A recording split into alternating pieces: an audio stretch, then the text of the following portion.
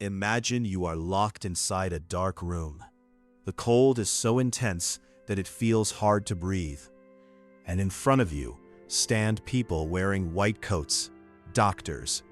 But there is no humanity in their eyes, only curiosity.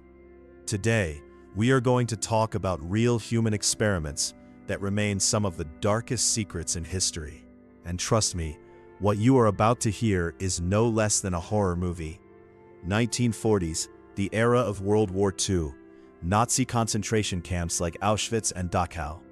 Here, prisoners were not just imprisoned, they were turned into test subjects. In one experiment, people were placed into freezing ice-cold water, where temperatures dropped close to zero. Scientists observed how long a human could survive. Some died within minutes. Others struggled and suffered for hours. Then they were pulled out, and different recovery methods were tested on them. Some were placed into hot water, others exposed to intense heat, and researchers recorded which method could bring a human back, and which one only prolonged suffering before silence. A human life was reduced to nothing more than an experiment. And this was not limited to Germany alone. 1932, United States. A study begins that lasts for 40 years.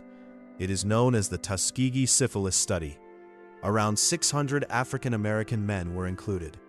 They were told they would receive free medical treatment, but in reality, they were left untreated with a dangerous disease called syphilis.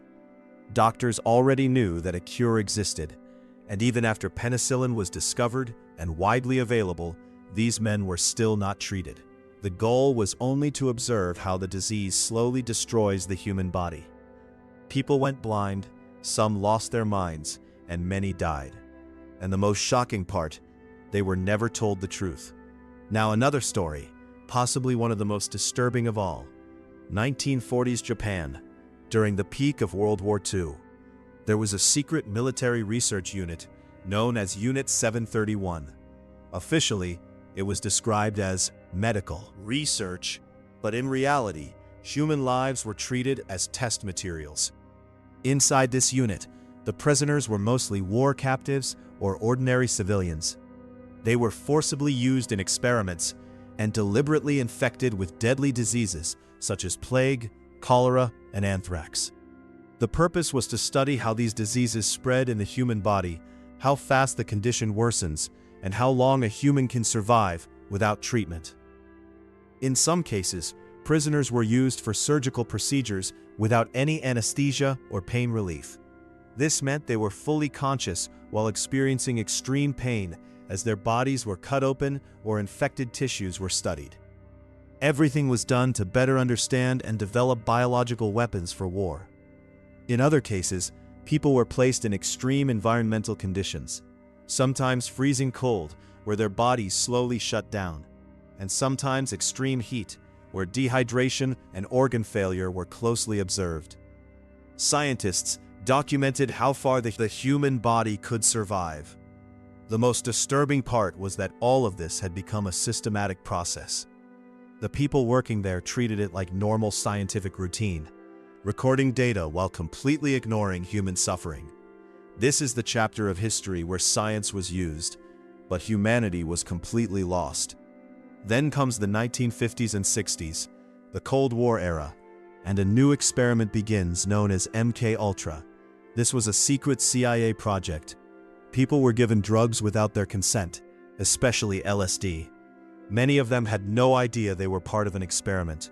They were subjected to psychological torture.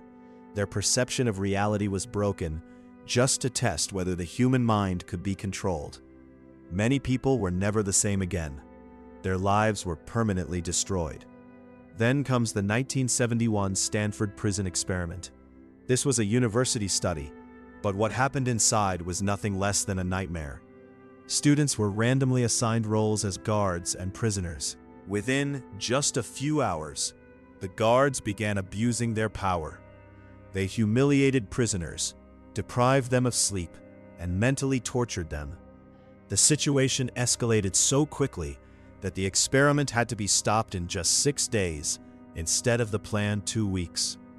It revealed how quickly a human can change when given power. And now, an experiment that feels the most relatable. 1961, the Milgram Experiment at Yale University. A psychologist named Stanley Milgram wanted to test a simple question: can an ordinary person harm another human being just because an authority figure tells them to? In this experiment, normal people were brought in. They were told they were part of a learning and memory test. They were assigned the role of teacher, while another person was assigned as the learner. But the learner was actually an actor and was not receiving any real shocks. In front of the teacher was a machine with buttons, each one representing a stronger electric shock, ranging from mild levels to danger, severe shock. The rules were simple. If the learner gives a wrong answer, administer a shock. At first, everything seems normal, but as the test continues, the learner begins to deliberately give wrong answers. Then the screams start.